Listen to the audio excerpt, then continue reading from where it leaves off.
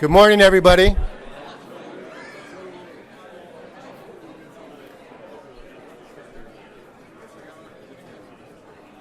Good morning, and welcome to Net Zero, Massachusetts. My name is George Donnelly. I'm a partner at the State House News Service and its sister morning newsletter, Masterlist. I'm also our de facto events co-coordinator. We at the State House News Service are thrilled to see such a large in-person crowd, clearly a testament to the urgency and focus Massachusetts has on climate change. We're very grateful and honored to have Governor Baker here to make remarks. We're also very grateful and honored to have the chairs of the TUE committee, Rep. Roy and Senator Barrett, to sit with us for our first panel on pending climate and offshore wind legislation. Our second panel will focus on industry's role in the net zero challenge and will feature executives from offshore wind, distributed energy, and a utility with a plan for reaching net zero by 2050. We're grateful for the sponsorship of Avangrid Renewables, Mayflower Wind, National Grid, and Vicinity Energy. Also, a thank you to Benchmark Strategies and Smith, Costello, and Crawford. And now it's my privilege to introduce Governor Baker. Polls say he's the most popular governor in the country. And part of the reason, I believe, has been his effort to expand the Commonwealth's renewable portfolio. I also think another reason is that in a hyper-partisan era, he's all about getting things done. Please welcome Governor Charlie Baker.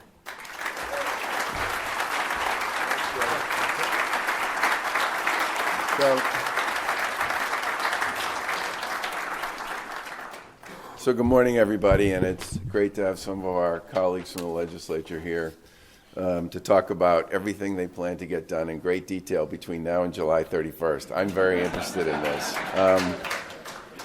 I do want to say that I think it's important for all of us to remember that this process associated with dealing with the effects of climate change has been going on in Massachusetts for a long time.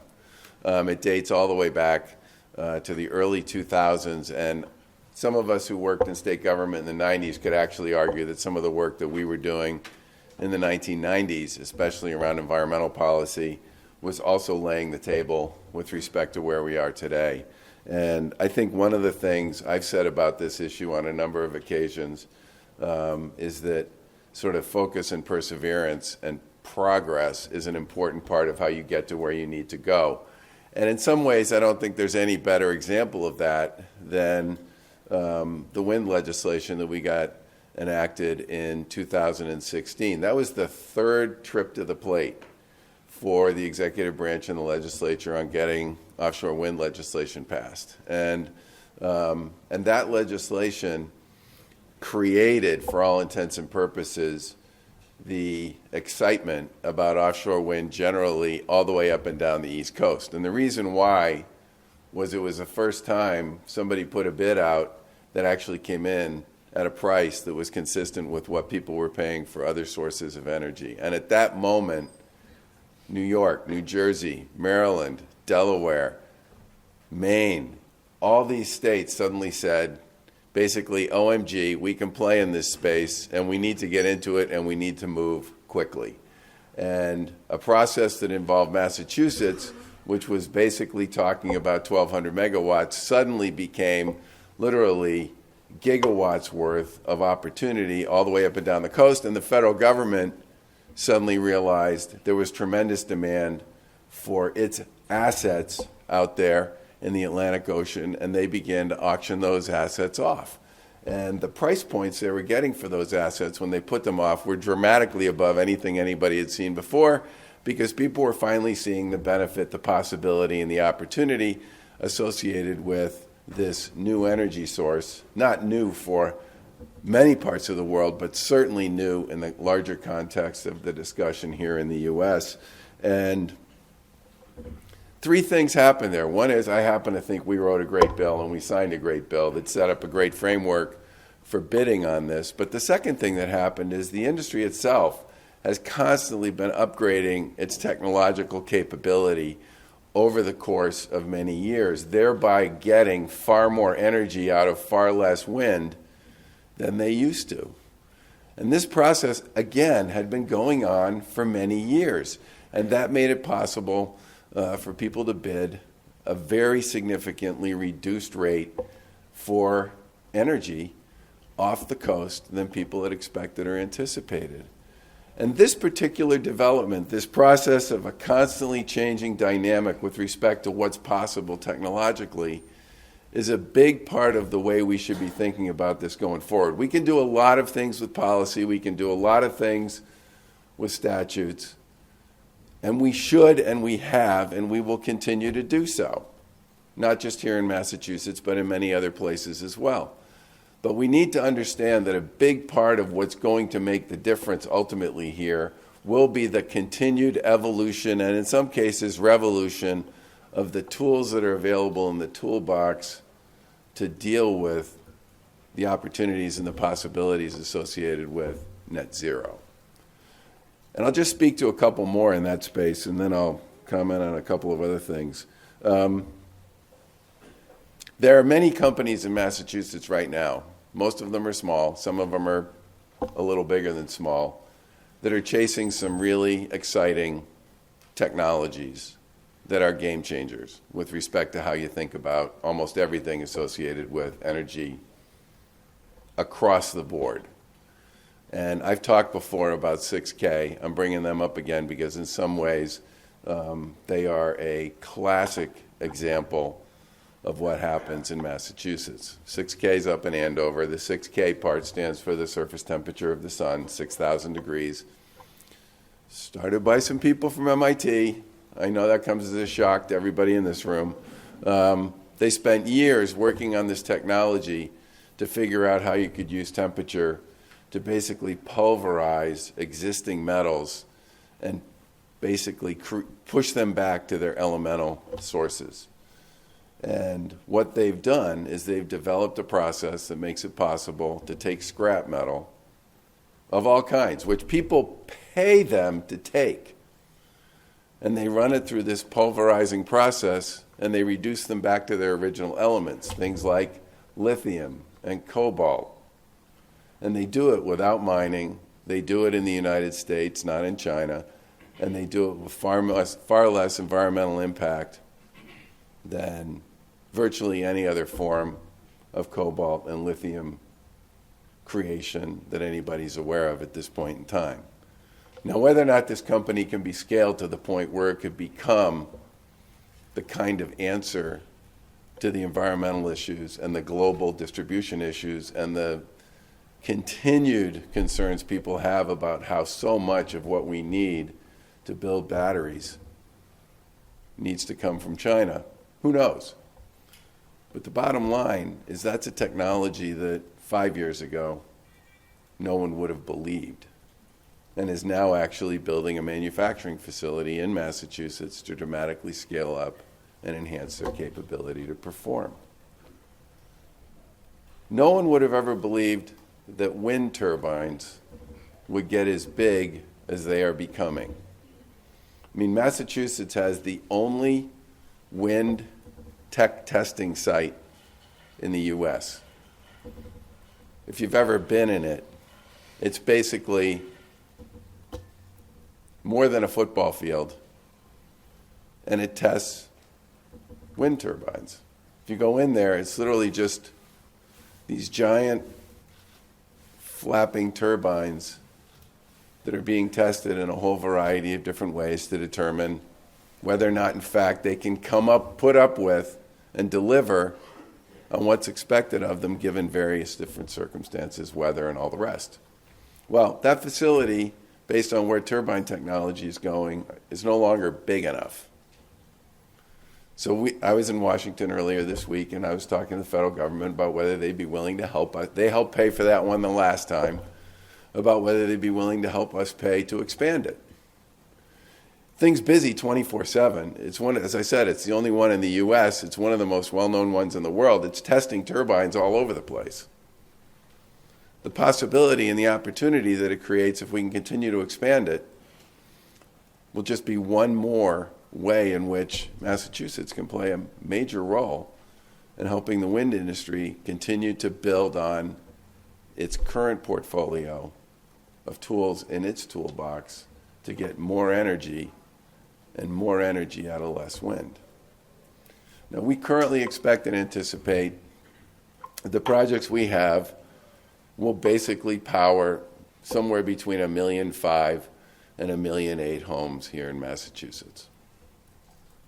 If that technology continues to get better and better at the same rate that it's been getting better and better for the past decade, they could serve probably significantly more than that by the time the whole thing gets built out. And that's where the power of innovation and the power of policy come together. If the private sector really believes the world's moving in a different direction and they can start to see how to get there, they can do very interesting things to figure out how to make that happen. Now, John Kerry talked a little bit about this a few weeks ago, and he said part of what he sees as the positive development in the chase for net zero is the resources and the capabilities that are being brought to bear by the private sector to create tools and capabilities to solve many of the knotty problems that are associated from getting from where we are to where we need to go. Now, here in the Commonwealth, there will be a significant debate between now and the end of the session, which is a good thing, around continued development of policy and possibility and statutory frameworks around climate. And we'll deliver a number of the documents and the guidelines and the standards that we're required to deliver as part of previous past legislation. But I do want to make a pitch here today for a couple of things. One of them is we have hundreds of millions of dollars that are currently before the legislature in funding for resilience. Resilience isn't sexy because most of it's not visible. But if you believe that climate change is real, then you should believe that resilience is critical to making it possible for our communities to be able to deal with the impact of climate change for the next 20 or 30 years or beyond. We have thousands, just a really simple example, we have thousands of culverts in Massachusetts. None of them were designed or installed with climate change in mind. And they fail all the time. All the time. We need to fix them. All of them. And we spent a ton of work with cities and towns for the past 5 years building vulnerability plans for almost all 351 cities and towns in Massachusetts. We need to put some of the resources that we currently have available on the table and make it possible for communities to actually act on those vulnerability plans they've developed. Otherwise, we just pay for this stuff over and over again every time it fails. Which is also a little bit of a denial about what's going on out there. If we really do believe that climate change is real, and we have the plans to deal with a lot of these vulnerabilities, we should step up and do something about it. The other thing I want to speak briefly about is this whole idea of creating an energy innovation fund. And we sit here in Massachusetts at the heart of some of the most important developments in life sciences that have taken place in the past 10 or 15 years. And I think it's fair to say that what innovation brought to dealing with COVID in particular went way beyond people's wildest expectations. There were many things we could do with policy and procedure, and we did them, okay? But they were enormously painful, with tremendous aftershocks and consequences. We kept kids home from school. There was a monstrous learning loss associated with that, as well as some pretty well-documented mental health and anxiety issues that came with that. We did things to dramatically alter the way we worked. For some people that worked, for many people it didn't. But the thing that got us out of this, more than anything else, was Operation Warp Speed and the delivery of vaccines that were safe and effective and worked in world record time, followed right behind that by a series of therapies that also worked. That's where the power of innovation was on full display for us and the rest of the world to see, and much of that innovation came from the labs and the minds and the genius of people right here in the Commonwealth. All three major vaccines in the U.S. have their roots in Massachusetts. Several of the therapies that were developed have their roots in Massachusetts. There's a lot we can do in environmental policy and net zero with policies. And that's a good thing. Innovation is going to be a big part, as I've talked about the wind piece, 6K, and some of the other developments that have already taken place. It's actually going to get us all the way there faster.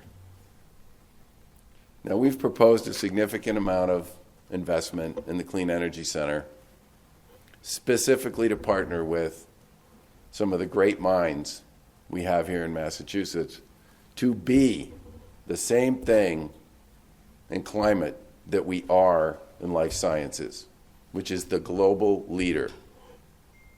Now, I was in Washington earlier this week, and I was talking to some of the leadership of the Department of Energy, primarily about some of my concerns about transmission. Very boring, very dull, I get that.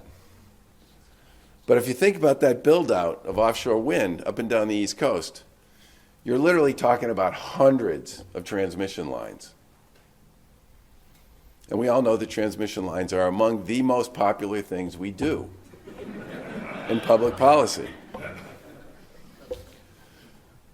We're way ahead of most of the rest of the country on this. And I'm very nervous about getting so far ahead that as the feds go about developing the policy that's associated with how this is all going to work, we end up being the precedent or the outlier. Both of those are bad, unless we figure out some way to get baked into their process so that our work can go forward on our three projects as they continue to figure out how they're going to want to make this thing work more broadly and generally speaking. We had a really good meeting. They totally get it. They understand what our concerns are, and they're going to be very helpful with respect to making sure that the fact that we're here and everybody else is here doesn't mean we have to wait for everybody else to get to here as they build out sort of the framework for deep water transmission. They also said they have billions of dollars to spend on innovation because they believe innovation has a major role to play in how we get from where we are to where we need to go. And they will be looking for states and research organizations and businesses that they can partner with to invest federal resources alongside other people's money. I want Massachusetts, we should all want Massachusetts to be the player in energy innovation, whether it's around wind, storage, hydrogen, and other developments associated with the electrification of so many parts of our economy. There will be other states that will put big money up alongside whatever their industry partners are doing to access the billions of dollars in federal funds that will be made available over the course of the next 5 to 8 years to invest in the next act of technology solutions to many of these challenges we face. I really think Massachusetts should be one of those. And while I'm speaking to all of you in the room here today, I'm especially speaking to my colleagues over here, because we have the resources to make a major investment in innovation so that when the feds start moving on this stuff, we're in a position to partner with many of the big brains that exist here in Massachusetts to access a lot of those federal resources and to be the place where people think about answers on climate and on net zero. We've done a ton of work. We've built a reputation. We have a platform. We've been a leader in a whole bunch of areas. We're still the only state in the country that's actually done a full-blown 2030 and 2050 plan. But we really need to make sure that this innovation piece doesn't land somewhere else. It should be ours. We've earned it. We deserve it. But we're going to have to work for it and finance it and support it if we want to be the place, the same way we are in life sciences and in so many other industries as we go forward. I'm looking forward to the conversation. I'm especially looking forward to the work that will be done over the course of the next several months between now and the time the legislature shuts down their session and the time between now and the end of the year, when we have several fairly significant pieces of product that we need to deliver pursuant to previous legislative initiatives. And I got to say, I'm very proud of the work that Massachusetts has done as a, if not the, national leader in so many issues around climate generally over the course of what I would argue is the past 20 to 25 years. It's a platform that can be built on. It's a set of experiences, both professionally and operationally, that make us very unique in this country on this issue. And I do believe it's a platform on which we can be the place when people think about innovation in climate science and climate solutions going forward, because we should be that place.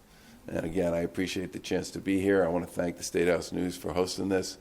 And I hope what comes out of this over the course of the next few months is a very well-developed and considered series of opportunities that can be part of the process that builds on what's already happened before and takes us to the next level on dealing with climate and net zero. Thank you.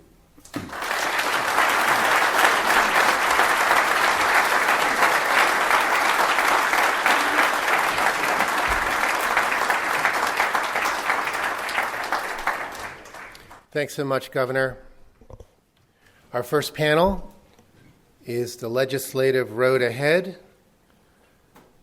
We have this morning the two chairs of the Joint Committee on Telecommunications, Utilities, and Energy, Representative Jeffrey Roy and Senate Chair Michael Barrett. Come on up to the stage with the State House News Service's Katie Lannon. Good morning. Thank you, everyone, for joining us, and to our panelists, Chairman Roy and Chairman Barrett. Great to be here. I won't belabor the introductions because I have a sneaking suspicion you all would rather hear from them than me. I came to hear from you. I hate to disappoint, but let's start off chronologically. Representative Roy, we had the House in March passed an offshore wind bill. Why don't you tell us a little bit about the decision to focus there and how it will put Massachusetts on the path to net zero by 2050? Well, let me begin by saying, if you want to know about the House bill, you just heard the governor describe many components of the House bill, and I'm going to ask my dear Senate counterpart if we can bring the governor into the room during the conference committees, because he did some great advocacy for the things in the House bill. And so why the focus on offshore wind? We see that as an incredibly emerging industry in the Commonwealth of Massachusetts.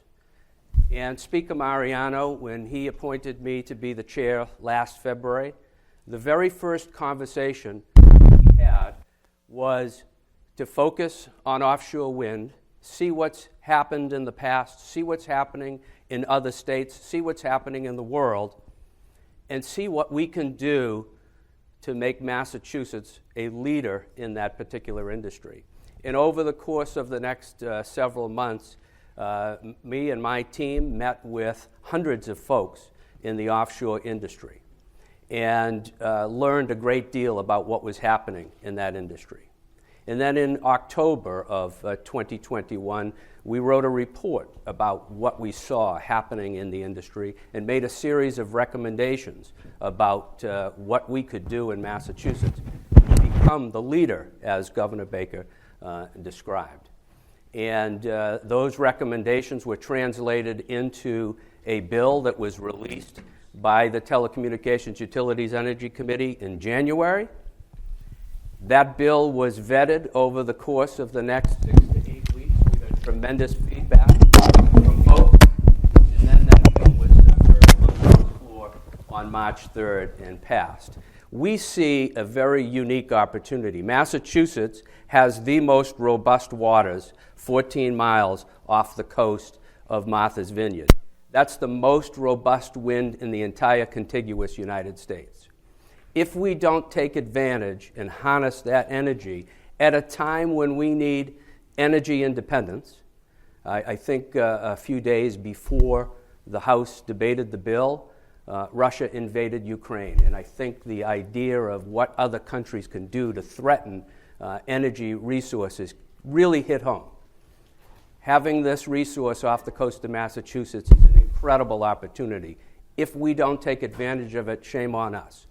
But we want to take advantage of it. And we've set up a whole mechanism. John Kerry did a speech a couple of weeks ago, again, something the governor mentioned. He said the private sector is going to lead in this industry. And what do we need to do to allow the private industry to lead?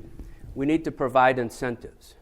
And the House bill has a whole host of tax credits and other incentives to bring this industry. And I'll leave on this final note.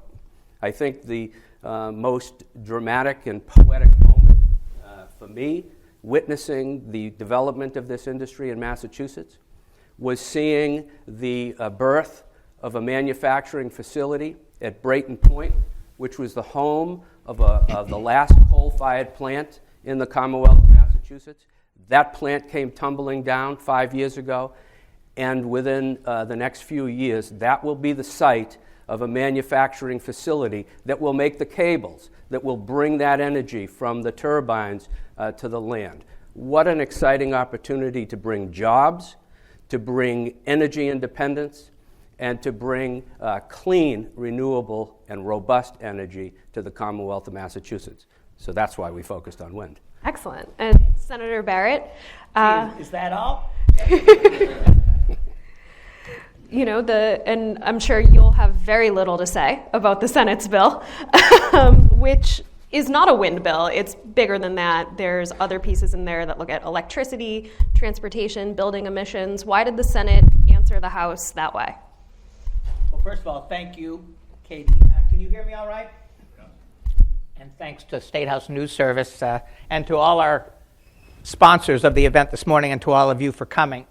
And a special kudos to my colleague from the House who has been wearing this new hat for 1 year and has proven to be an exceptional fast learner and leader in this space.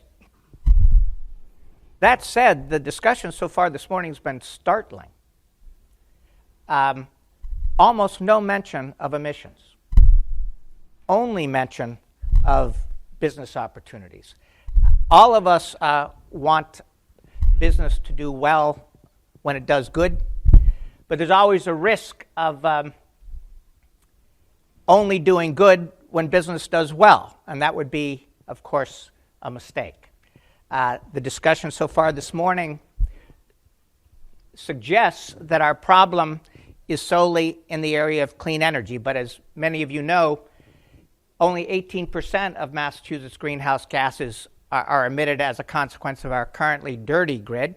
We all need to clean it. And we want to see offshore wind play an enormous part in that. But, again, as you all know, 27% of our emissions are attributable to buildings and 41% attributable to transportation. A piece of legislation that forgets that we're dealing with climate change and becomes infatuated only with making money is going to misserve the people of Massachusetts. It's a fundamental misfire. So, we've got to make sure that we build out the clean energy sector, as the governor says. And by the way, I heard different themes sounded by the governor than Jeff did. What I heard him say very politely, but very directly, is that you can't put all your eggs in one basket. He's not proposing $750 million for offshore wind put into a fund run by the Massachusetts Clean Energy Center. He's proposing $750 for clean energy. And by the way, let's get the analogy straight in our heads, just so that we can think conceptually about it. The Massachusetts Life Sciences Center and Massachusetts Life Sciences itself consists of 21 submarkets, right? So you've got bioinformatics, genomics, you've got nanotechnology, you've got medical devices, you've got proteomics. $30 billion in tax breaks to be distributed across 21 subsectors of life sciences. Versus in the House bill, $50 million a year in tax breaks, not given at all to solar, not given at all to network geothermal, not given at all to energy efficiency, not a penny attributed to nuclear fusion, all of it to go to a single subsector. So you've got 21 life sciences subsectors sharing $30 million in tax breaks, what some would call tax loopholes. Offshore wind singled out for $50 million in tax loopholes. And of course, what will solar do if anything like that money is given to offshore wind?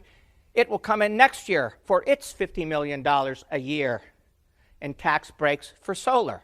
And the energy efficiency folks, who actually create many more jobs in Massachusetts than clean energy does, than offshore wind does, the energy efficiency folks, the folks who come in pursuant to mass save audits, will follow solar and ask for their $50 million a year in tax breaks.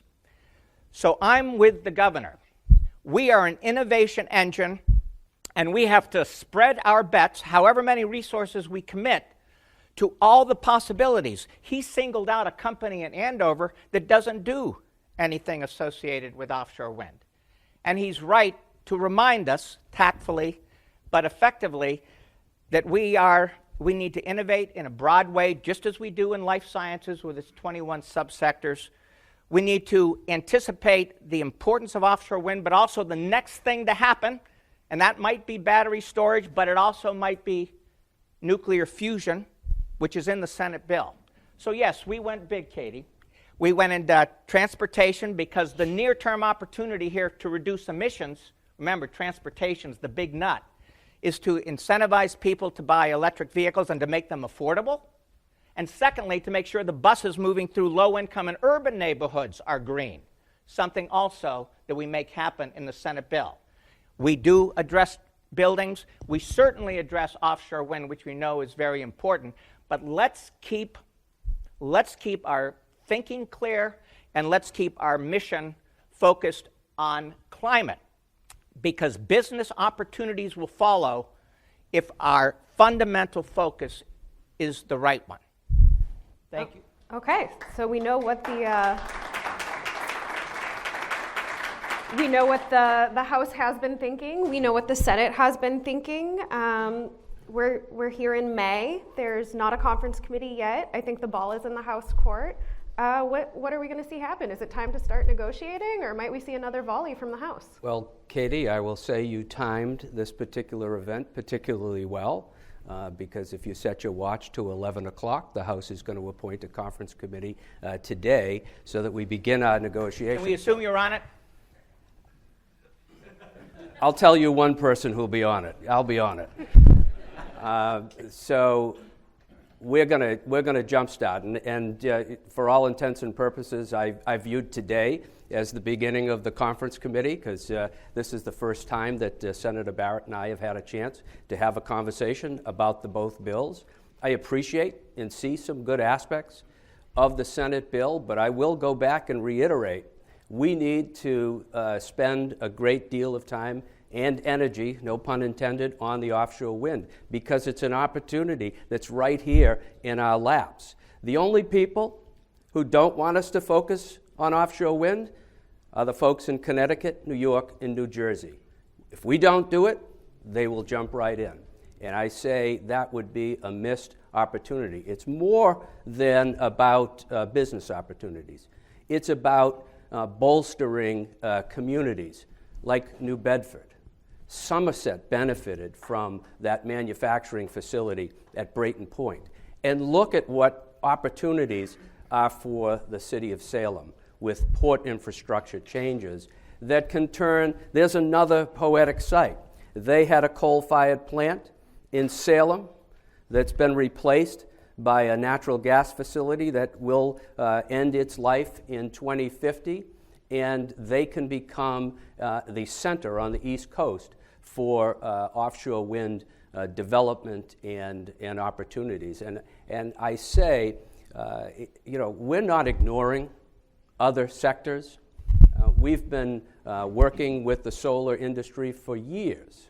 We're not going to ignore other industries, but we haven't spent the time necessary on offshore wind, and it's time to build up that industry. And you'll see in the House bill that we have a 10-year sunset clause, so knowing that we should be able to get this industry built and robust in 10 years, and then the money can revert back to the Clean Energy Center for other projects. So we did think along those lines. The other pieces and the other components of the bill that I think are critical for our success in developing a response to global warming is transmission planning.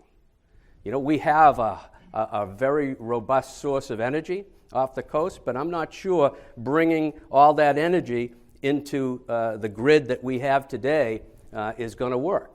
So we have transmission planning. We have a transmission working group that's developed to deal with the costs and the issues associated with transmission planning. That's built into the House bill. We have a grid modernization planning council to help us to make this grid a modern grid that can accommodate and drive all of this energy throughout. The wind off of Massachusetts has the ability to power every home and every business in the Commonwealth of Massachusetts. I'm not saying we are going to be a sole wind state. I'm saying with a menu of options, be it wind, be it solar, be it nuclear.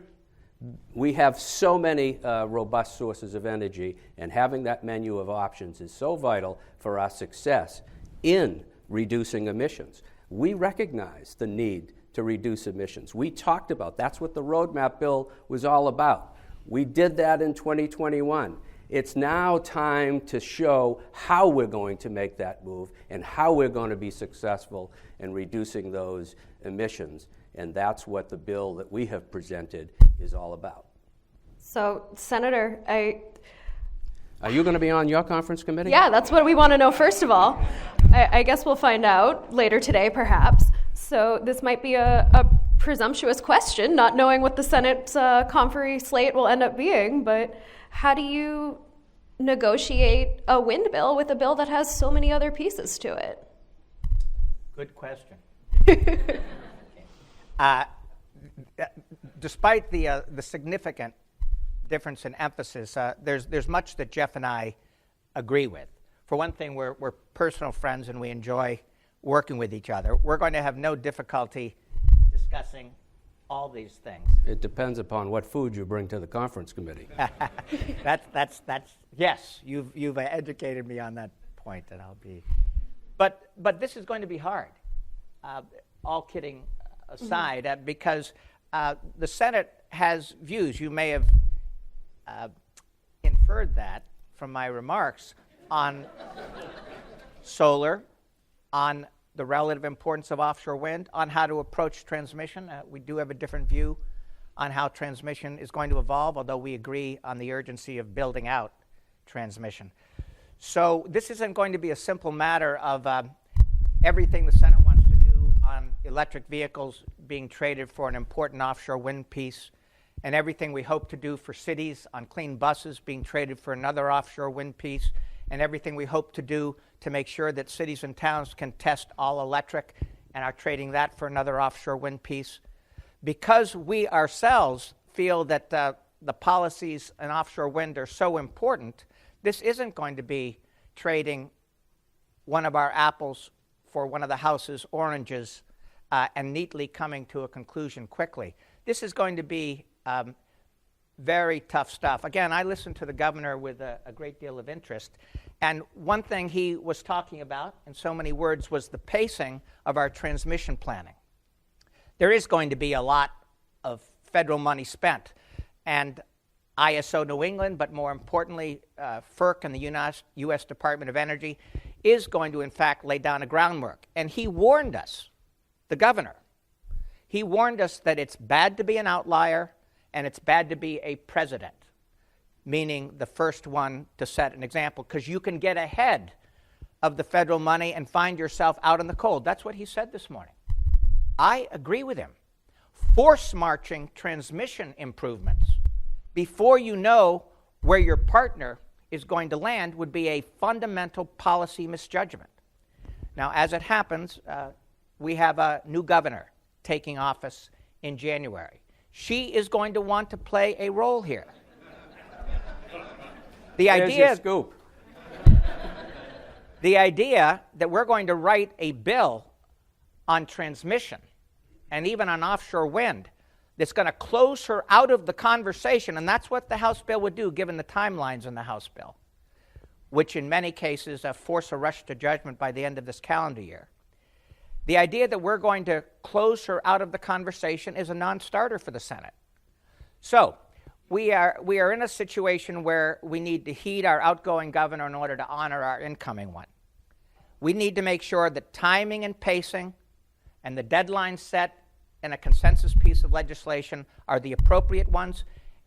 That's going to require some changes by both branches, but I want to note that we are keeping a seat at the table for Her Excellency, the next governor of Massachusetts.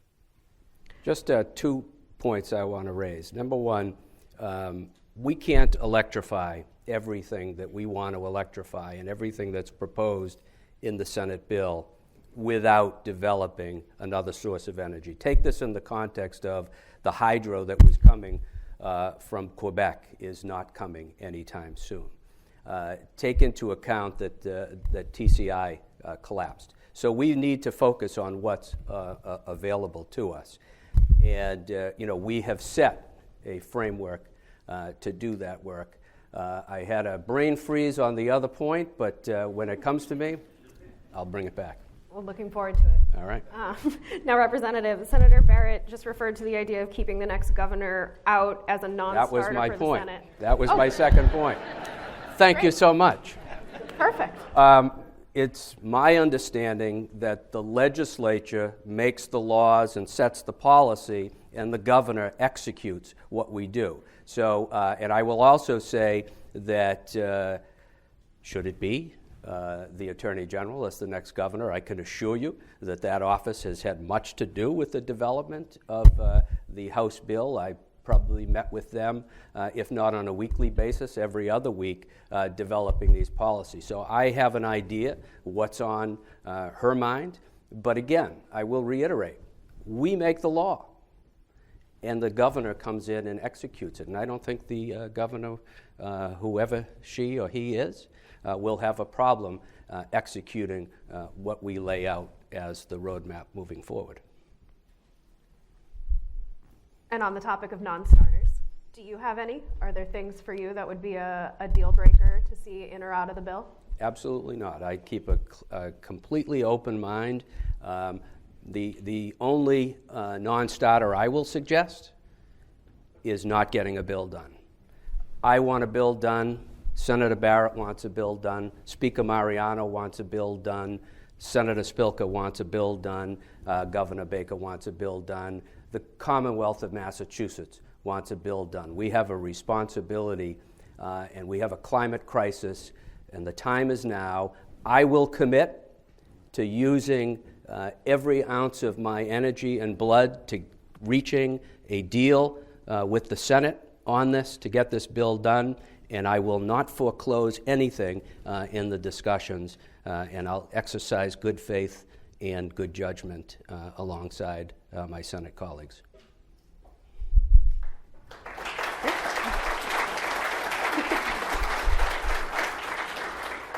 And Senator, do you see any particular sticking points, deal breakers?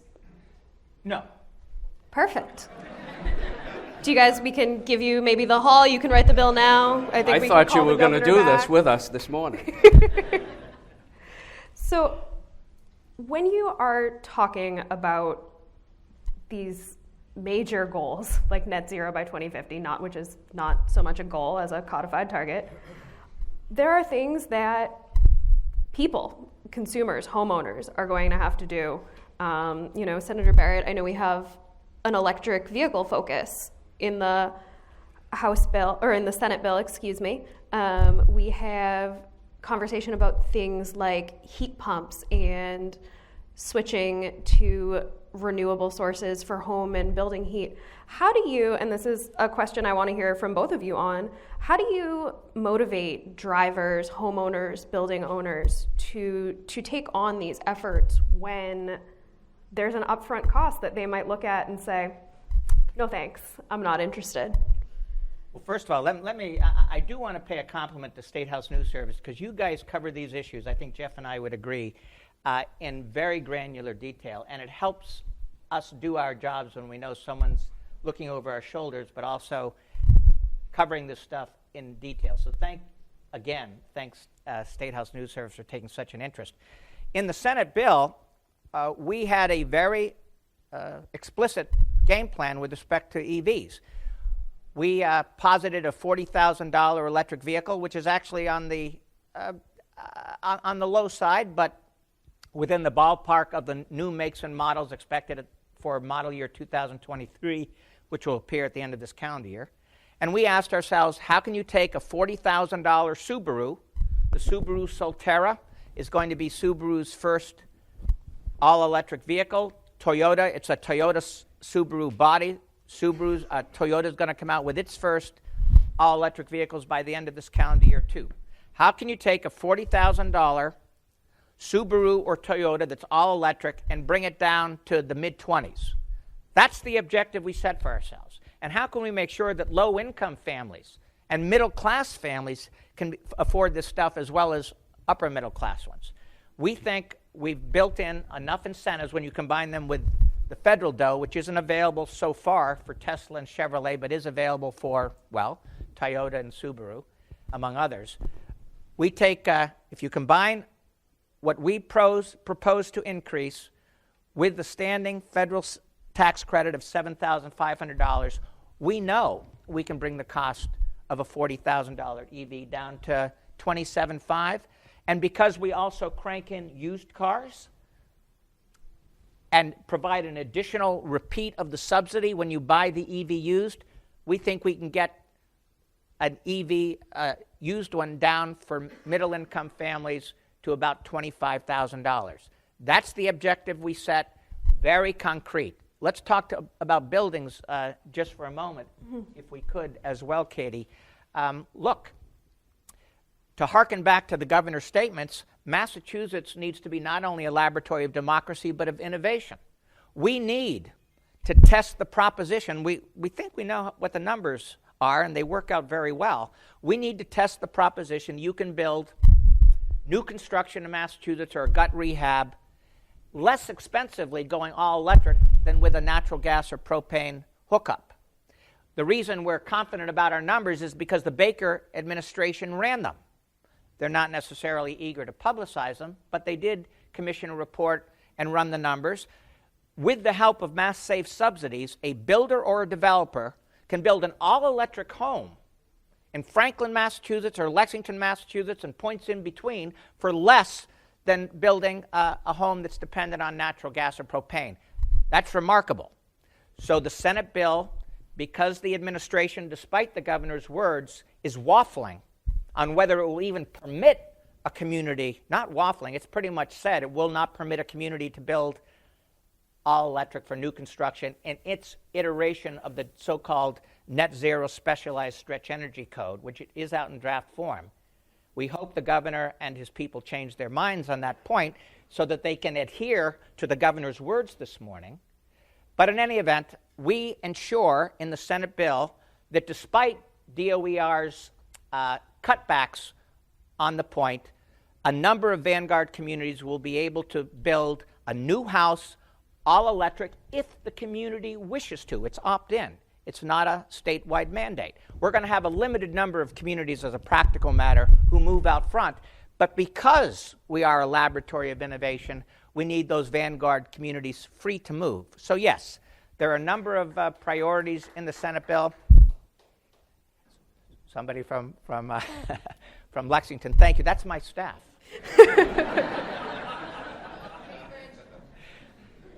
We have a number of priorities in the Senate bill. We do care about them a great deal. Offshore wind, by the way, is one of those priorities. Don't get me wrong. We want job development in southeastern Mass and on the North Shore near Salem. We are going to work hard with Jeff to get there. We do have some fundamental differences, again, about the number of tax giveaways one needs to promise to get there. Let me tell you something. Most of the jobs, and this is a Mass CEC analysis, and it's very important to keep this in mind. Most of the jobs, according to the Massachusetts Clean Energy Center analysis of job creation in offshore wind, don't lie in manufacturing, although there are going to be a handful, and we're grateful for those. Almost all the jobs take place in the planning and development stage. That's lawyers in Greater Boston and engineers in Greater Boston, to be candid. 48% of the jobs are white-collar jobs in the offshore wind industry. 48%. This is not by itself a solution to the economics of supporting your family if you're a blue-collar person. 48% of the jobs are going to be white-collar jobs located in Greater Boston to do the engineering, to do the financing, and to do the lawyering. 52% are blue-collar jobs, thank God, and most of them, almost all of them, take place during the construction phase, not the permanent manufacturing phase. We do not have a significant permanent manufacturing base. We will get the occasional underwater cable company, but there's been no follow-on to that announcement, which was made almost now a year ago. So we have to take note of what a knowledge-based post-industrial economy looks like, and that is a Massachusetts economy, and I say that somewhat sadly.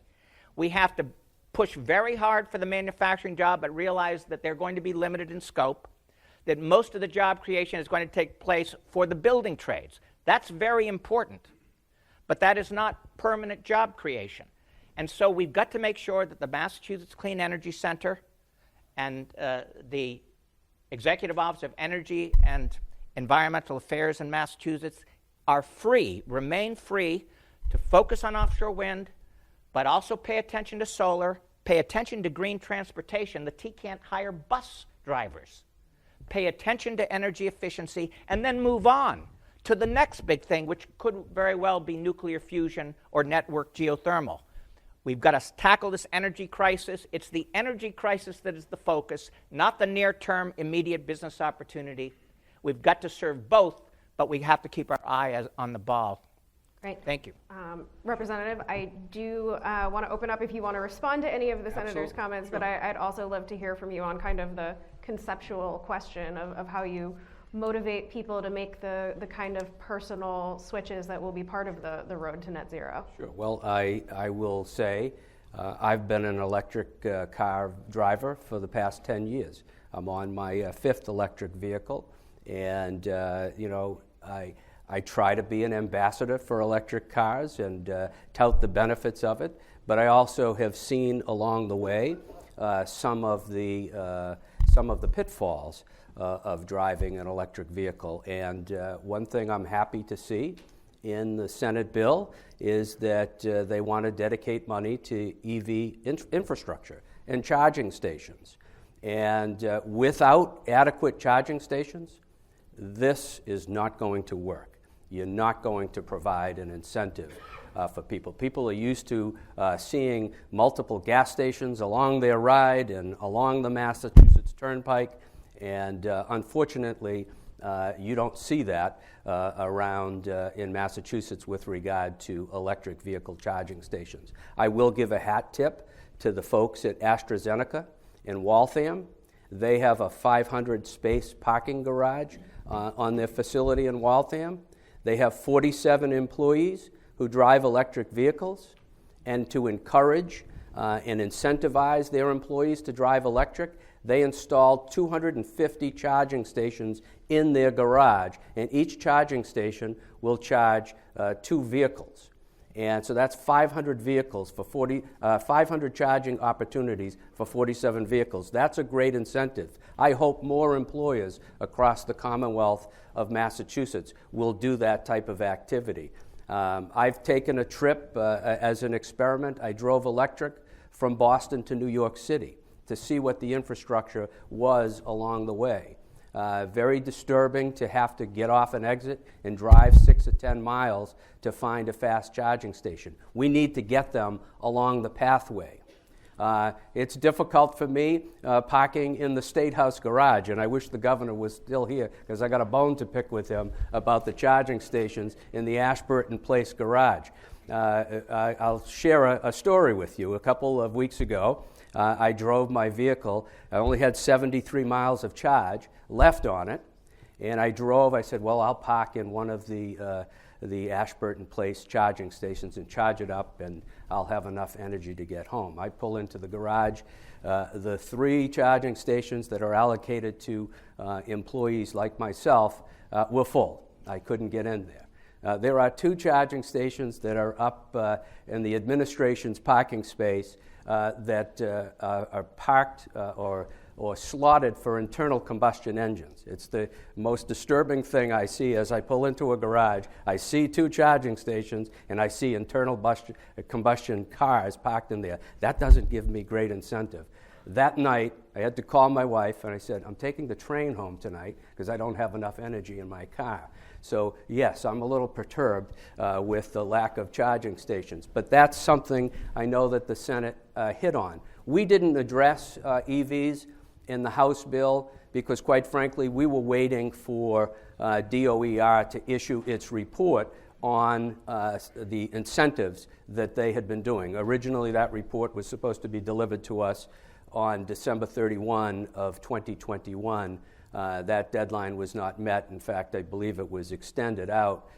In the House budget, one of the things we did was to get a closer deadline, because I do want to talk about EV incentives, and I do want to talk about ways that we can encourage people to drive these types of vehicles. And in the conversation, I do not want to leave out hydrogen vehicles, because that's another alternative. And believe it or not, it only takes 90 seconds to fill up a hydrogen tank. And I have driven a hydrogen vehicle from Franklin into Boston. It's a great technology. The only emissions coming out of a hydrogen vehicle is water coming out of the tailpipe. So these are other vehicles that I think we would love to get on the road. One of the problems with hydrogen vehicles is the tunnels in Massachusetts will not allow you to drive. I do believe the administration opened up 2 tunnels, but all tunnels should be open for these vehicles to drive through. So all hands on deck to provide incentives, because I know we're going to need to move in that direction. But as a caution, without the infrastructure and without the energy source to provide power to these charging stations, we won't be successful, and we'll have frustrated consumers. And that's the worst thing we can have when we're trying to decrease emissions. And can I say one other thing in response on the workforce development?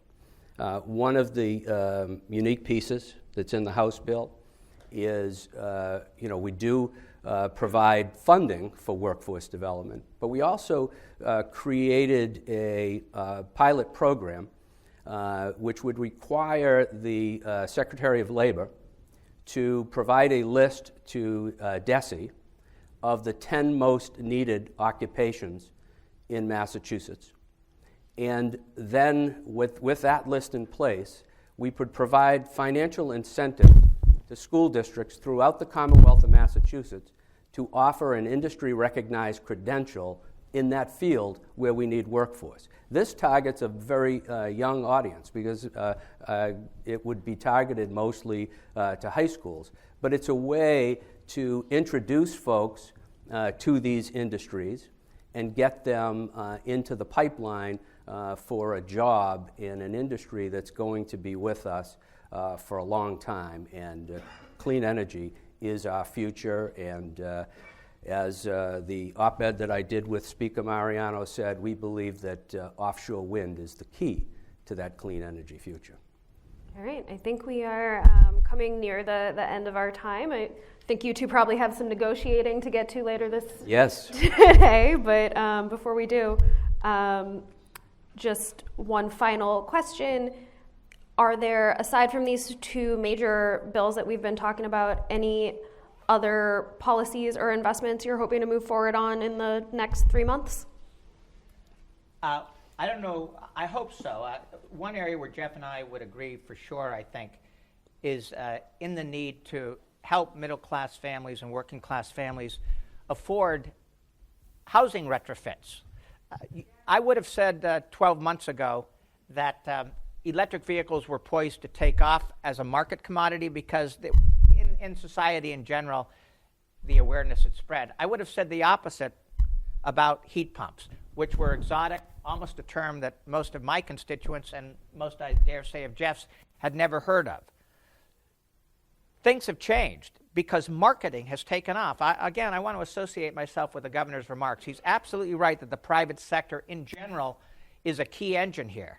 What I've seen happen since we reformed Mass Save, language written in the Senate, I might add, and included in the 2021 Climate Act. Since we reformed Mass Save, reoriented their subsidies, and required that the social value of greenhouse gas emissions reduction be cranked into the cost-effectiveness calculations. Since we did that, Mass Save has just announced in its 2022-2024 three-year plan significant subsidies for heat pumps.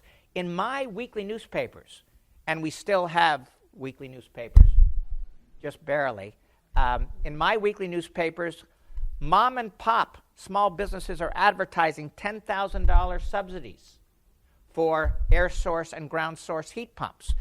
When marketing of private sector services takes off, you can begin to see the private sector consumer take note. But to Katie's implied point, we need to add to that $10,000 piece, and this is where the role of the feds again as partner becomes so important, right? We've got to sweeten the deal, and we can do it in one of two ways. We can look to see Joe Manchin cooperate and let the climate pieces of Build Back Better through the Senate, and there's some indication that he might do just that. Or we can take some of the federal money that has been dispensed to Massachusetts and do what the governor did in his version of the state budget just a month ago. He created a fund to add to the amount of subsidy available for working class, middle class, and poor families who own a home and might want to move to heat pumps when the current fossil fuel system reaches the end of its useful life. I hope that the Senate is able to follow the governor's lead in that respect, but I want to note that already these $10,000 subsidies, only available in the last 90 days or so, are being advertised widely by the private sector small business community. So, Katie, we've got a chance to drive transportation forward for middle-class families, conversions of fossil fuel away from fossil fuel and toward electric heat pumps for working-class and middle-class families. We've got a chance to drive those two clean buses, and we want to make sure that they are going forward at the same time that we tackle clean energy and offshore wind in particular. Okay, well, we are Just give me 20 seconds. 20 seconds. Green financing we want to look at. We want to look at storage because that's necessary for this to succeed. And I agree on retrofitting of existing buildings because 85% of the buildings are existing, so we need a way to do that. And I also want to throw in the prospect of electric bikes as an alternative for transportation. So that's now where I want to I'll ask you so many more questions, but we are, unfortunately, we have to turn our seats over to the second panel. So thank you both so much, Senator Barrett and Representative Roy. Thank you. Thank you. Thank you so much. Thank you. Our second panel is Visions for Renewable and Other Clean Energy Sources. Our panelists are Judith Judson, VP of U.S. Strategy at National Grid, Daniel Hubbard, Director of External Affairs and General Counsel at Mayflower Wind, and Kimmel, Vice President of Offshore Wind Development at Avangrid Renewables, and Bill DeCroce, President and CEO of Vicinity Energy. Our moderator is John Chesto. He's well known in the energy community. He's a business reporter for the Boston Globe. We're thrilled to have you all here with us. Thank you so much. John, take it away. Thanks, George. Since you've done the introductions, I'm going to dive right in. I'm John Chesto with the Boston Globe. I'd like to ask everyone here, maybe we could just get started and talk about what your company's doing to get us to net zero. The state has pretty aggressive climate goals. Obviously, the federal government has aggressive climate goals, too. So maybe some of you are doing things obviously beyond Massachusetts as well. In fact, probably all of you are. Talk about what you're doing here in Massachusetts, and then probably the broader strategy. And I'm just going to go left to right, just for simplicity's sake. We'll start with Daniel at Mayflower Wind. You can talk a little bit about what you're up to. Fantastic. Thank you so much, and thank you for having us today. So Mayflower Wind is obviously an offshore wind developer. We're the proud holders of a lease that's south of Martha's Vineyard, Nantucket, roughly about 20 miles south of Nantucket. The lease area comprises about 127,000 acres, and we plan to fully deliver on the entire lease area. It's capable of delivering roughly 2,400 megawatts of clean renewable energy through our points of interconnection. We're very proud to have an interconnection at Brayton Point, the former coal-fired plant.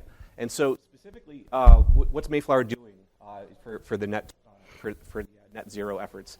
Well, the project itself represents a reduction of approximately 13 million metric tons of greenhouse gases purely from the project itself. Also, coupled with that is savings to the ratepayers just based on our first PPA of upwards of $2 billion. So those are really the efforts that we're focused on, and that's really some of the immediate benefits when we talk about the net zero effort.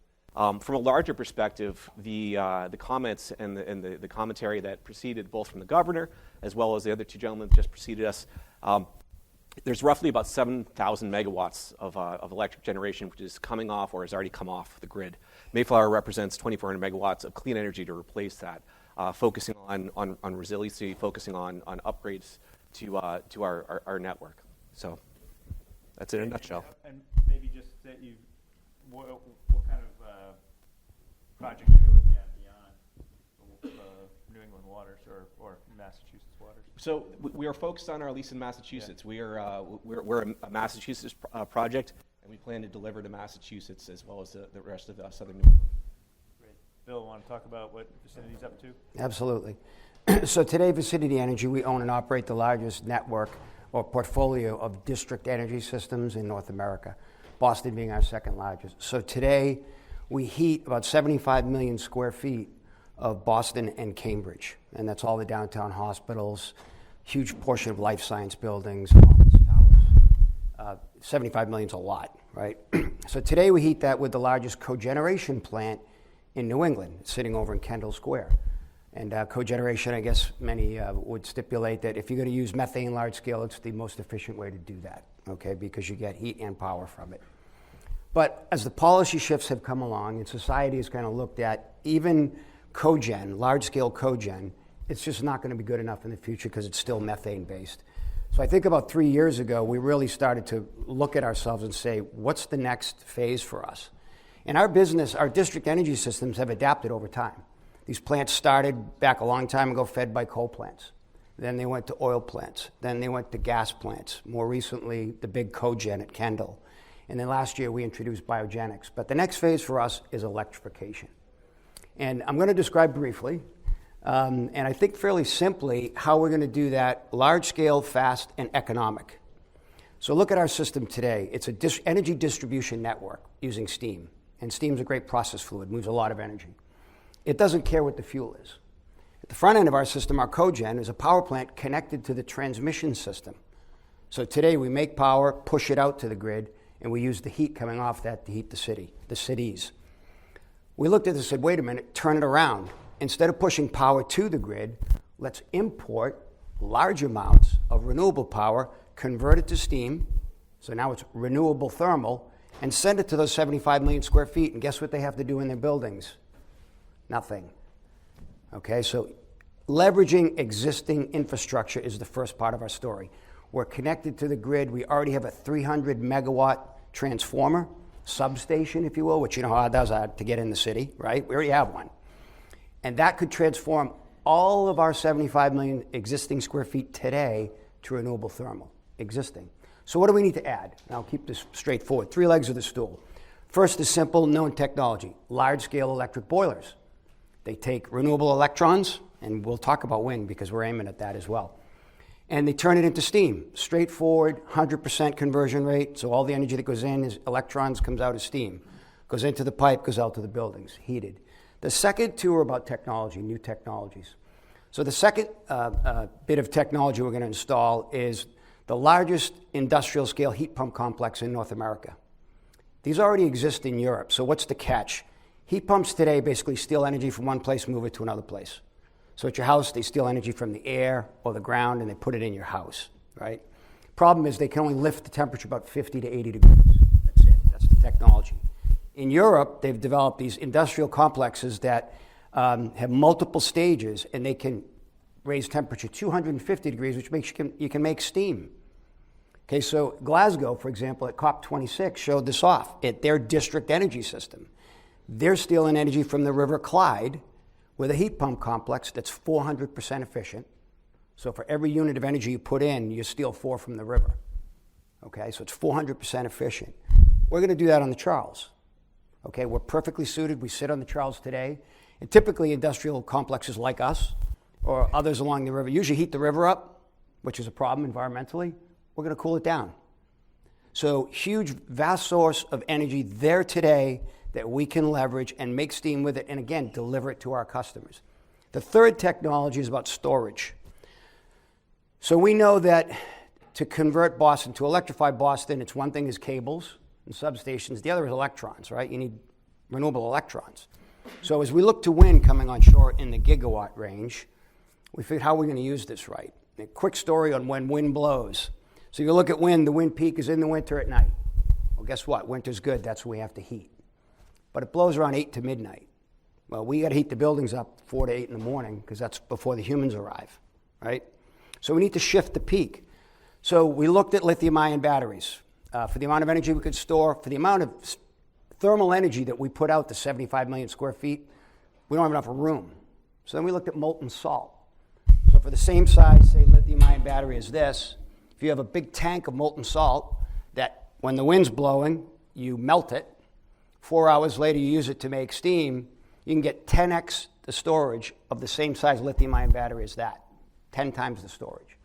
Now, what's coming out of Europe right now, and we're working with a big German industrial, which I can't say their name, but you'd know it, is a molten silica storage device, which this will basically take a tank of lava rocks, heat it up with the wind power when it's blowing and when, frankly, there's price disruption when it hits the grid.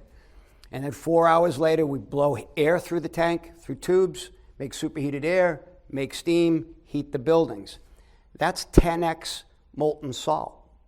So again, a lithium-ion battery this big, with this new technology that's what we may be the demonstration site in North America, 100x the capacity. That means what we've preliminarily designed is almost a gigawatt hour of storage. There's not another storage center in North America like that, not even close. I think the biggest one on the books right now, they're trying to build, is about 550 megawatt hours. We're just shy of a gigawatt that we can store in a big rock tank on our site at Kendall. So with those three technologies, one old and proven, the heat pump complex proven at about 20 sites in Europe, and then this new molten silica technology, and it's actually a misnomer. You don't really melt the rocks, you just really heat them up. We can transform rapidly and cost effectively because we're leveraging our ability to buy power right off the backbone of the grid, leveraging our existing energy network, the district, and our connection to the grid, and move really fast. We put out our first offer on this about 2 months ago. We've already had a lot of interest, and we're promising on delivering phase one in 2024. So part of our approach is, beyond taking energy from the river, being ready for when the wind hits the grid, and we'll be ready. So our assets will be on standby, ready to convert that renewable energy into steam, into the buildings. And again, the buildings don't have to, pardon my language, do a damn thing. That's pretty cool, Bill. Thanks for sharing that. Judith, you want to talk about National Grid, what they're up to? You've got sort of two, you obviously a utility, but now you're also getting into the offshore wind development too. So maybe touch on both. Yeah, absolutely. So first, I just want to thank State House News Service for putting this together. As someone who was formerly in government, I do think the State House News Service does an excellent job covering energy issues, and I want to thank the Boston Globe and John being here to moderate this. So when we think about it, so I'm head of strategy for our U.S. businesses. That's our regulated businesses, and we also have National Grid Ventures that does, as you just heard about, offshore wind development as well as other renewable development, and National Grid Partners that does innovation. When we think about our strategy writ large, if you ask the CEO of our company, what is our strategy? It is to enable the clean energy transition. That is what drives everything that we do. And we need to do that affordably, we need to do that fairly, and we need to make sure none of our customers are left behind. We serve in the U.S. Northeast 20 million people with energy. We do that through our electric system and our gas system. All 20 million of those people that we serve need to have a path towards clean energy that is affordable and that is fair. So what are we doing to get there? A little more of the details. First of all, we're supporting our state's net zero clean energy goals. First and foremost, we have the wires, we have the distribution, we need to support the goals to deliver that new sources of clean energy.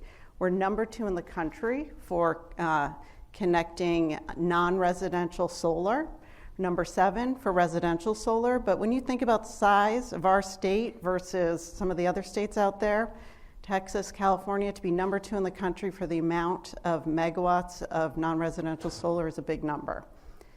We also were the first to do the contracts for offshore wind that really made us, as you heard from the governor, a nation leader, but not just only a leader in offshore wind, unlocked the potential. And we've seen so many other states, including one of the states we serve, New York, coming right behind.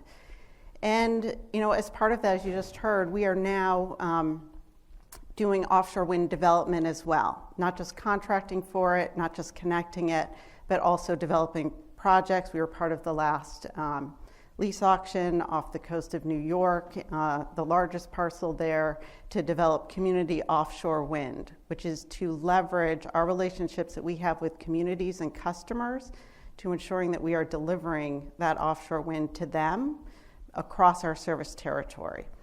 That is a lot of what we're doing. But when we look out and say, what are the tough challenges? Heat, building heat. We've done a fantastic job, and we're on a path to enabling carbon-free electricity. We need to do the same thing on heat. It is over a third of our emissions in the region, and it is one of the most challenging because buildings have long lives. Heating equipment has long lives. So how do we tackle that? We put out a plan during Earth Week to figure out, well, not just figure out, but to launch our vision for how we can ensure that we fully eliminate fossil fuels from heating. And it has 4 pillars. The first is energy efficiency. As you heard, energy efficiency is a great source of jobs. It is our first fuel. We are a cold region.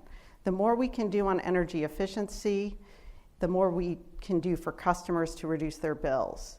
And it also ensures that that energy that is served, we have more options for supplying that. So energy efficiency is the first pillar, and it is absolutely essential to any path for reducing emissions. The second pillar is fossil-free gas. What is that? It's renewable natural gas. It's green hydrogen. Just the way we have decarbonized our electrons through wind and solar, we can decarbonize our molecules that serve energy today through renewable natural gas and green hydrogen. And it's complementary to our other policies. Offshore wind during the shoulder months can be used to make green hydrogen. It is a real breakthrough. It's something that we're seeing Europe, particularly now with what they're facing, really moving now at an accelerated pace to adopt green hydrogen so they can reduce the reliance on natural gas. We need to do the same thing. The other piece of our clean heat strategy is to embrace electrification in a couple of different ways. It's 2 of our pillars, not just one. One of those pillars is hybrid heating. Our customers today are installing heat pumps. We have great programs to do that, but most are keeping their gas as a backup system. Why are they doing that? One, it's for affordability. It can be done more simply in homes and businesses. And it also then has system benefits where we are not needing to build out that electric grid for that super peak. That becomes very expensive when you build to that peak if you electrify everything. So keeping that gas as a backup, using it on the coldest days, can avoid significant build out, make it more affordable, and we're going to make sure that it is just as clean as the electricity. And the fourth is new technology and targeted electrification. We are doing an analysis of our system of where we can target for full electric solutions. We are also looking at network geothermal. It's a great capability. One of the great things about network geothermal is it leverages the skills of our workforce. We have an incredibly talented workforce that knows how to have safe, reliable underground pipes. And that can be used for network geothermal as well. So targeted electrification, network geothermal. When we look at this in totality, it means having a diverse range of options, not picking winners and losers, leveraging everything we can to enable that clean energy future, but doing so that meets 3 primary goals. 1, we must eliminate reliance on fossil fuels. I think we're the first large utility to say that and to have a commitment to do that. Maybe I'm wrong. It looks like maybe I'm wrong, but either way, that is something that we are absolutely committed to. 2, we need to get there as fast as we can. You have to have options to do that. We need to ensure that our customers, no matter what choice they choose, because customers are really part of this, that it is clean, that it is affordable, that it works for them. And lastly, we need to make sure no one's left behind. And that gets back also to the customer. We have done a lot of outreach to our customers to understand what they need, to understand, as a small business owner that maybe has a restaurant, has a laundromat, to owners of large multifamily buildings, how can they have clean, affordable heat solutions? And that is the foundation of our plan. Whether you choose all electric, whether you choose new technology such as network geothermal, whether you have a hybrid heating system, or whether you continue to have a gas heating system or gas processes, all will be clean. And we're on that path to do that. So I'm excited to talk more about it, but that's it in a nutshell. Great, thanks. Ken, you're also at a company that's both a sort of a utility as well as energy developer. You're on the development side, but maybe you could also talk about what Avangrid's doing on the utility side too. Sure. First of all, it's a pleasure to be here, so thank you for inviting me. Thank you to State House News. And thank you, Senator Barrett and Representative Roy, for staying on. You're obviously very busy. You've got a lot going on. And thank you for the very focused and productive discussion. I enjoyed it very much. So I work for Avangrid Renewables. We're the renewable side. We're actually separated from Avangrid Network, so I'm not sure how much I'm going to talk about the utility side. And we are the company, we're one of the largest renewable energy developers in the country, and we are building the projects that the governor talked about this morning. In construction right now is an 800 megawatt offshore wind project called Vineyard Wind. We own half of it. It will be operational in 2024, spinning a large amount of clean energy for Massachusetts, the first large-scale offshore wind farm in the country. So we're extremely excited about that. Right behind that project, Park City Wind, another 800 megawatt project that will supply clean electricity to the state of Connecticut. That should be operational in 2025.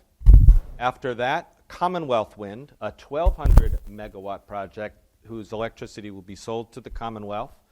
We hope to see the turbines spinning in that project by 2027. So if you just add up the 2 gigawatts of the Massachusetts projects, the Vineyard Wind project and Commonwealth, we're hitting about over a third of the current offshore wind target. We'll be supplying enough energy for about 1.2 million out of the Commonwealth's 2.6 million households. And we'll be reducing greenhouse gases in the Commonwealth by over 3,300,000 metric tons every year, the equivalent of taking over 600,000 cars off the road every year that we are operating. So we are so excited about this, that this moment has come. But also, remarkably, we're doing this at cost-effective prices for ratepayers. We're offering ratepayers savings and price stability, which I think all of us should be really welcoming in this terrible, dangerous, volatile moment in the world with a lot of concerns about how foreign entanglements, Russia's military invasion will create volatility in our energy market. So that long-term stability that we offer is a real benefit for the Commonwealth. And the other piece of the puzzle that we're so proud of is the hundreds and thousands of jobs that we'll be creating, union, well-paying jobs in the assembly and installation of these facilities, and a massive investment in the Commonwealth's supply chain infrastructure. We're partnering with a company called Prysmian Cable, and we said to them, we will buy all of the electric cable that you can produce for our projects if you agree to locate a cable manufacturing facility at the old coal-burning power plant at Brayton Point. And so that facility is going to be built and employ hundreds of people, again, in good-paying jobs. We are also in partnership with Crowley Maritime, making a major investment in the city of Salem to have a second world-class port facility, which maybe we'll have a chance to talk about what's needed to get to the next step. That's one of the key things, is more port capacity. So Avangrid is contributing clean energy on a massive scale at cost-effective rates for ratepayers and making major investments in economic and worker development, and we are extremely proud. And I just want to say one other thing as I feel this pride. In my prior job, I raced all around the country trying to encourage states to become clean energy leaders. And I just feel so blessed that here in Massachusetts, we're not talking about whether to be ambitious, whether to be aggressive, whether to move public policy forward. We're talking about how to do it. So that is really something that we should all feel very grateful about. And it's because we have great governors who care about this, great legislators who care about it, and it's because all of us have the foresight to know that this isn't just in our long-term environmental interests, but our long-term economic interests. So it's kind of great to be home having this conversation. Thanks, Ken. Let's sort of dive into the matters at hand here at Beacon Hill. We've got a sounds like we're going to be having a conference committee kicking off to figure out what to do with the next big energy bill that the legislature is going to pass. Maybe we could start with the, start with the offshore wind and what's in there for offshore wind, what's missing, what's good, what's, which path do you think is the best path? There's a little disagreement about whether we should be lifting the price cap or not. You could talk a little bit about that. And then what other things you like in the bill, don't like in the bill, and what do you think we should be adding? And I think maybe we'll start with the two wind folks up here. Ken, you want to talk a little bit about what you see? Sure. I've reviewed both of the bills. I've also looked at the governor's bill. I think what is common about all three is the goal. The goal is more clean energy, more offshore wind energy, and at a price that's affordable for ratepayers, and that locks in for Massachusetts the economic development benefits of being a major hub for offshore wind. So I think all of the bills share that goal, and they all materially advance that goal. I think the things that we're most excited about is the infrastructure investments. I think that Massachusetts got out of the gate first on offshore wind, in part because of the Wind Testing Blade Center, the New Bedford Terminal, the legislation that created offshore wind procurement. But we do face this big challenge. Our infrastructure needs to be aligned with our ambition. And to get to the amount of offshore wind that we are projecting we need to meet our climate goals, we need to make major investments in port infrastructure. Specifically, we need a second port in Salem. The New Bedford Terminal cannot handle the amount of offshore wind that's going to need to be built to meet our goals. We need a major upgrade in our electric grid so that we're not all fighting amongst ourselves over where we're going to connect, which substations we're going to connect to. The grid's got to be available to take that electricity. And we need a major investment in workforce development. And I think all of the bills are focused in one way or another on that. And really, the economic development aspects are directly related to the price, because the way you get to low prices is through having adequate infrastructure and a strong supply chain and a trained workforce. So I applaud all of the attention that's being paid to these subjects, and I'm looking forward to seeing the results of your conversations. Thanks. Daniel, want to dive in? Yeah, absolutely. And thank you for the opportunity. Really, there's similar concerns, obviously, similar topical points, but I would state that Mayflower, under the 83C2 and the 83C3 procurement process, we were successful under both of those, representing about 1,200 megawatts worth of capacity contracted. In those two procurements, we were able to commit $115 million worth of economic development. Just to give you some snapshot numbers about that, roughly $40 million of that is towards workforce development. Another $40 million of that is towards ports and infrastructure development. The balance of that then spread across diversity, equity, inclusion, as well as research and supporting low-income ratepayers. So there is a method. There is one thing that has to come out of this, no matter what, is that if offshore renewable is going to be, offshore wind is going to be successful, it has to be price competitive. There has to be realistic expectations about the economic development, and it can be done utilizing some hybrid of the cap. Part and parcel of that is really kind of getting into the next point that I would also mention.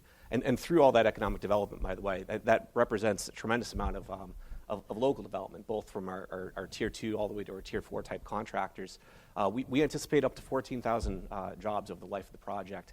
360 of them will be focused in Fall River, which we envision as being sort of a marquee operations and maintenance port and part of a hub on the south coast, really focused between Fall River and New Bedford. Another part of that investment really comes from development of our O&M port just south of the USS Massachusetts. We obviously have our interconnection and across the waterway in Somerset, and utilizing a vessel that's going to be built by Gladding and Hearn. So under those investments, I say that to say that there's a tremendous amount of economic development that has already come under the price cap. Have to maintain viability. Prices have to be competitive. The next thing I would say about that is transmission, which is mentioned in the bill quite a bit. It was really interesting to hear the governor's statements as well as the chair's conversations about transmission earlier on. Transmission is a complex and limiting factor for the delivery of offshore wind. Anything that the state, the Commonwealth can do to facilitate that, whether it's through study, procurements, anything, that is going to be sort of a linchpin. Again, Governor kind of mentioned it in the context of he had said, I believe, nobody talks about resiliency because you can't stand in front of it. Well, the same thing's true with transmission because it's buried. It's a hard thing to say that this is, look at this thing that I helped do. It's underground, right? So it's an important piece that the Commonwealth needs to focus on, especially if we're going to start shifting responsibilities in terms of performing analysis and looking at those and making sure we time it appropriately for federal money. We need to have a thought leader here in Massachusetts. I think that's probably Mass CEC in terms of who in the government's going to be doing that. That organization punches above its weight in a number of aspects.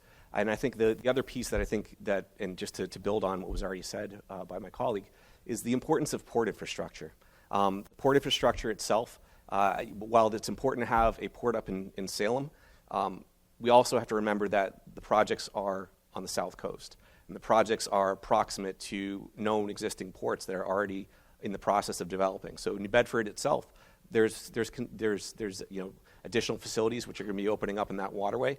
While the hurricane barrier may impose some limitations, it also creates some opportunities in terms of safe harbor. We've got to remember we're building these things during tough times in the Atlantic. So you need to have ports to run to that offer safe refuge for the folks that are building the projects, as well as folks that are as well as the vessels. I would say that Massachusetts, if there's an opportunity, it should take a sort of a portfolio perspective on infrastructure, a portfolio perspective on port development, because no one single port is going to carry the day on every aspect of offshore wind development, especially if we start to look at, and we hope for, accelerated development where you may have construction timelines which overlap. You need to have a competitive market for those ports, and we need to make those investments here at the level of the Commonwealth. Great. I'll be honest, that might be the first time I've heard someone in the wind industry praise that barrier down in New Bedford. Well, there's an opportunity in everything. So let's put good way of looking at things. Yeah.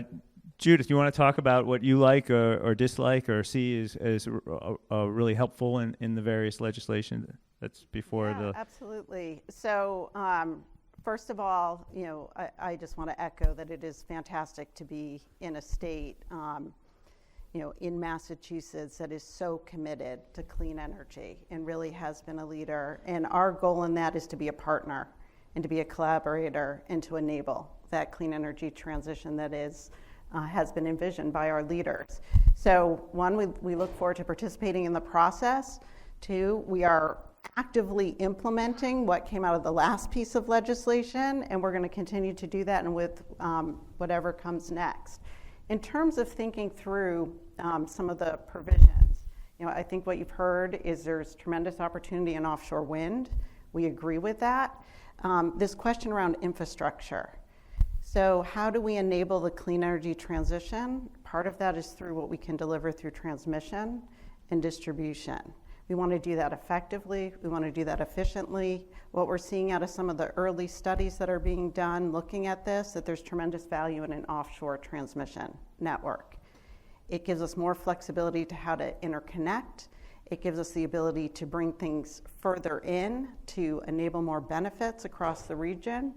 And that is something that we think can be highly beneficial. In the UK where we operate, we have offshore transmission.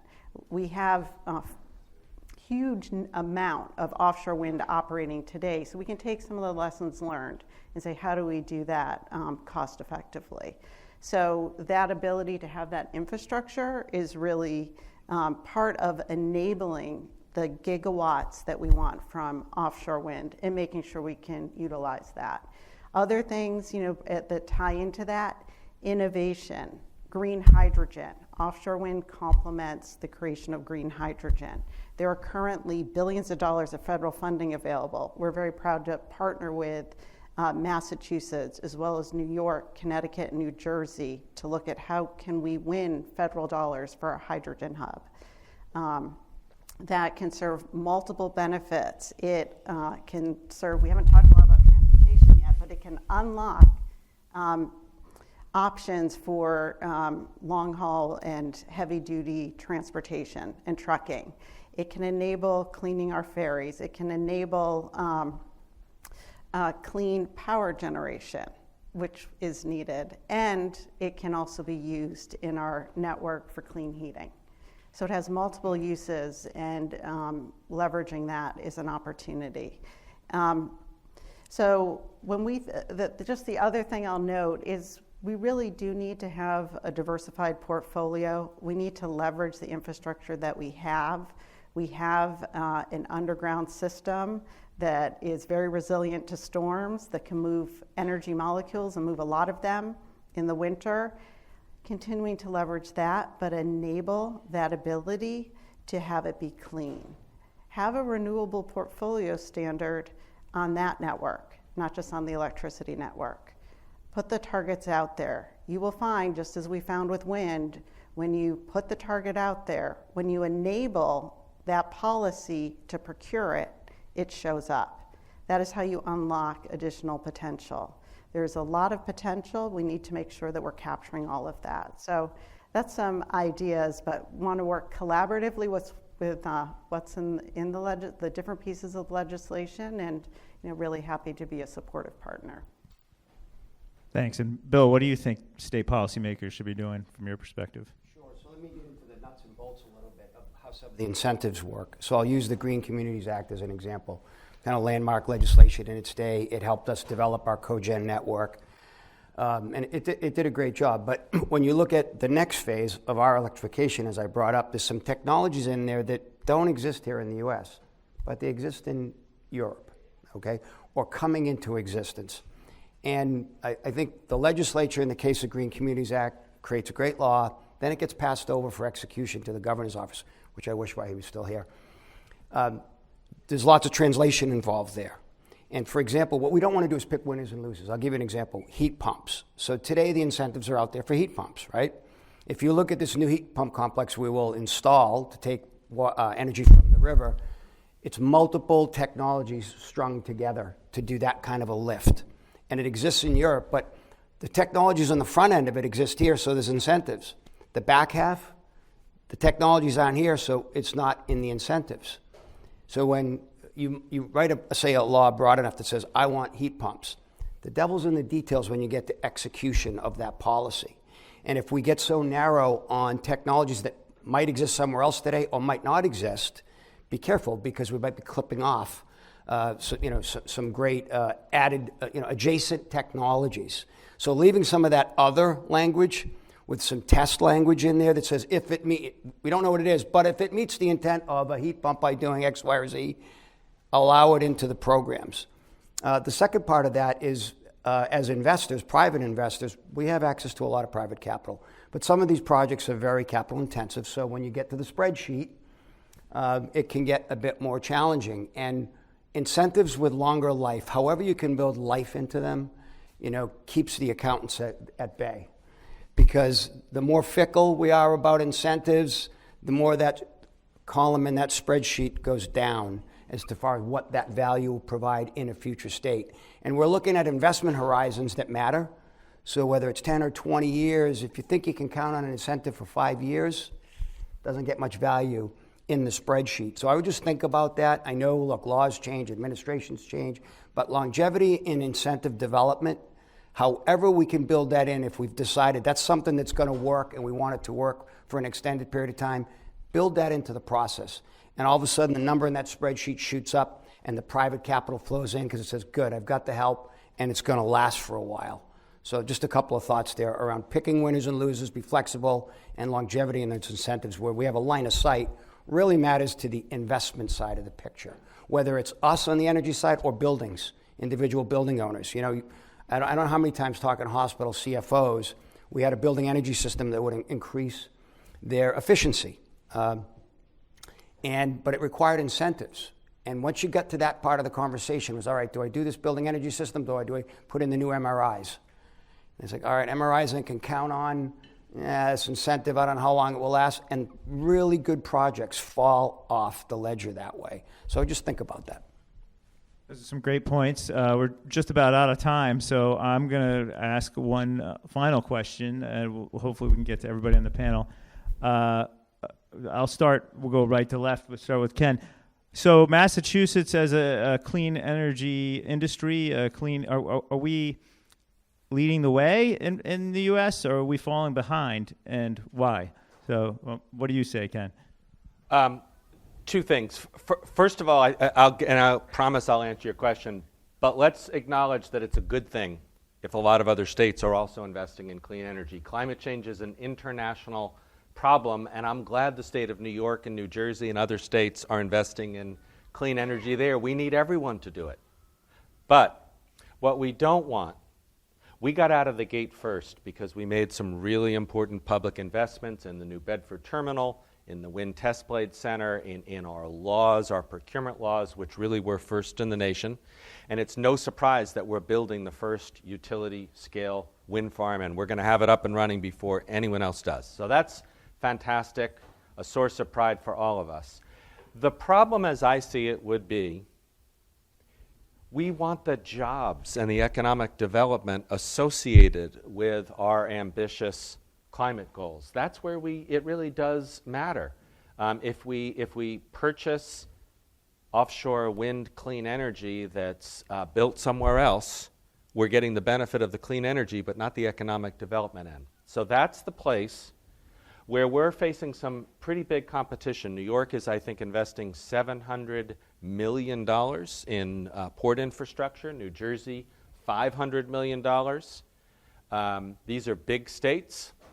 And I do think we're at risk of losing sort of the economic benefit of clean energy unless we make some big investments too. I don't think they need to be of that size. I think, for example, the Port of Salem, we're looking for a much more modest state investment that will be matched by private investment. But that facility, as just one example, is critical to maintaining our edge. The worst thing of all would be to purchase all this energy and have all the jobs associated with it go somewhere else because we haven't laid the groundwork in infrastructure. So that's the challenge, I think, to stay in a leading spot is that investment in infrastructure, ports, electric capacity, workforce development. Judith, what do you think? Yeah, so I definitely think Massachusetts is a leader. You're never going to hear me say we're not a leader. And I'm very proud of what the administration and the legislature has done over, as Governor Baker said, the last 20, 25 years. Can we always improve? Yes. Are there things that our other states are doing that we're not doing? Yes. One of those things is 20 other states have renewable natural gas portfolio standards, incentives, programs. We don't have those here. The state of California said we have food waste, we have organic waste, we have landfills, we have wastewater treatment plants that create biomethane that goes into the atmosphere, which is the most potent greenhouse gas. We want to put in force an incentive to stop having that go into the atmosphere and take it out and clean it. How do you do that? You turn it into renewable natural gas. So they now have requirements on their gas utilities to procure it to some pretty high numbers because they see it as a complementary program to both cleaning, and because you get this double benefit, that means it's gas that you're not taking from the ground, it's not fossil gas, and it also solves organic waste, it solves agriculture waste, it solves a lot of other issues that are really hard to solve. Let's not forget that as an option. Let's start thinking about it that way. You can have clean molecules, just like you can have clean electrons. We should be looking at other states that are doing that. And I won't talk much more about green hydrogen, but it's another technology that we're seeing other states do, but also across the world now as a way to solve some major issues. So let's continue to think, let's continue to innovate. This is the state that can do it. I have high confidence in our ability to continue to be a leader, but let's bring everything to the table. And I fully agree that we need to make sure it works for our workforce and it leaves no one behind. We have an incredibly talented workforce that delivers safe, reliable energy to customers today. We can continue to enable that workforce to have jobs long into the future by leveraging the investments we've already made in our network and continuing to clean them. So those are some of my last words. So I know we are a leader, we can continue to be a leader, but let's just keep moving the ball forward. Thanks. Bill, what do you think? So first of all, I want to say that we'll be completely shameless about copying good ideas from other places. That's just fine. So I mentioned a couple of places where Europe was leading on this, huge heat pump complexes, storage technology. But in North America, we are leading. So I think it was 2 years ago, a bit of as a Christmas present to the governor, I sent him a letter to the effect of our plans to do this. Shortly thereafter, Vancouver, British Columbia announced they're going to do the exact same thing. They're going to run a line in from BC Hydro right into their downtown district, electrify it. Con Ed has been following us, and they announced a couple of weeks ago they're going to do the same thing, use their steam network. And they own the electric, the gas, and the steam in New York. They're going to use the steam network to rapidly electrify. So I think recognition of that fact matters to building owners and developers, right? Because when you get recognized in a space, and it doesn't need to be money necessarily, incentives or government money, but recognition in a space, it gives some sense of safety to developers, whether they're considering what they're going to do for their build or how they're going to retrofit. So I think it matters, and I think we also need to be pragmatic in that respect. There's not one tool that's going to solve this. We need to use every tool in the toolbox.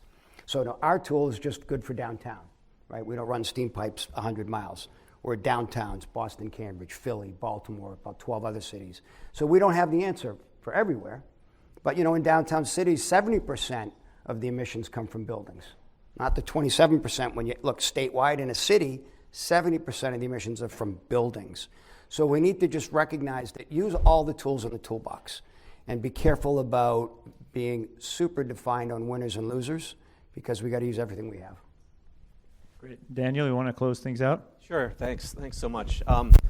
With respect, the theme that came up earlier on about not being the first or being an outlier, Massachusetts has taken the initiative to be first. Somebody has to be first, and I think that flows from the administration, the leadership that they offer, and the cooperation that they provide with industry. And so we are, that being said, there's always more that can be done. I think we have to sort of own the position as a leader here in Massachusetts and recognize that there's difficulties that come with that. What could be done? What else can be done? So we talked about jobs, we talked about ports, we talk about resiliency, we talk about all these other sources that come along with it. I would say that at the very base, the base issue that helps unlock all of those pieces is creating contracts, creating procurements that are financeable, that are bankable, that promise the delivery of all those projects. If you have the additional capacity, if you have those bankable contracts, you're gonna get the investment. You're gonna get the facilities and manufacturing and everything else that comes along with it. So I think that any opportunity to increase the capacity, the appetite, the procurement, that's certainly something is something more that the Commonwealth could be doing.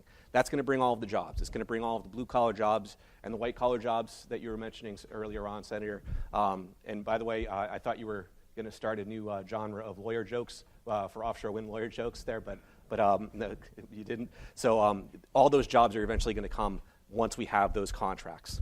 So that's all. Can I add one thing? Yes, sure. Just real quickly, along the lines of just where's business going. So life science, huge business for us, around the brain trust of Boston. But we also work in other cities like Baltimore and Philly. And it's the same developers. It's the same group of developers that are building the labs here that are now starting to build the labs in Philly, that are now starting to build the labs in Baltimore around their brain trusts. And this is back to that note of pragmatism. When we look for these solutions, there's a whole menu of solutions. We need to be a little bit pragmatic about cost effectiveness, right? Because it does matter on a macro level where businesses decide to build their next lab. So, and again, like in our case, we think we've got a very pragmatic, utilizing existing infrastructure, cheapest way to electrify, recognize the value of that in that bigger picture of when people are trying to decide where they build their next lab, where they, office complex is a little bit different, but key businesses like life science that are energy intensive are definitely following that and watching They have institutional goals, most all of them, to get to net zero, but they also have the other green they're worrying about too. So they're trying to solve for both greens. And I think it's just important we be pragmatic about our solutions when we can. Great. Well, thanks everyone for coming. Thanks State House News Service for hosting. Thanks to our panelists. If you could give them a round of applause, that'd be great.